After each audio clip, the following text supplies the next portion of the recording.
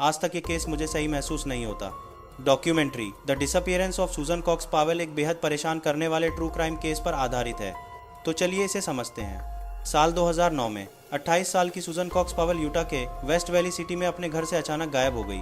वो अपने पीछे 2 छोटे बेटों को और ढेर सारे डरावने सवाल छोड़ गई जो सालों तक इन्वेस्टिगेटर्स को परेशान करते रहे। उसके पति जॉश पावेल ने दावा किया कि वह अपने बेटों को रात 2 बजे कड़कती सर्दी में कैंपिंग पर ले गया था, लेकिन डिटेक्टिव्स को यह एलिबाई बिल्कुल भी भरोसेमंद नहीं लगा। घर के अंदर पुलिस को सूजन का पर्स, फोन और कीज वैसे ही पड़े मिले। कारपेट पर एक संदिग्ध गीला निशान था जिसके ऊपर एक फैन चल रहा था।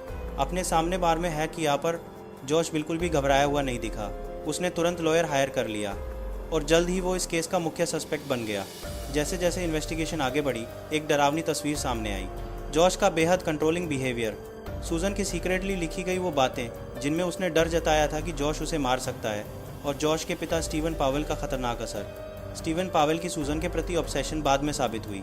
उसकी डायरीज, चोरी किए गए अंडरवेयर और सूजन की सैकड़ों फोटोज जो उसकी जानकारी के बिना ली गई थी। करीब 2 साल तक सूजन का केस ठंडा पड़ा रहा, लेकिन साल 2012 में ये कहानी अपने सबसे भयानक अंजाम तक पहुंची।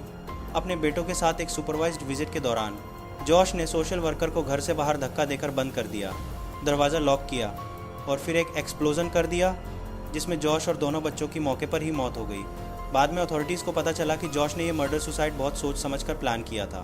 उसने ईमेल्स और इंस्ट्रक्शंस छोड़ी थीं जिनसे एक बात बिल्कुल साफ थी, वो कभी नहीं बताने वाला था कि सूजन के साथ असल में क्या हुआ।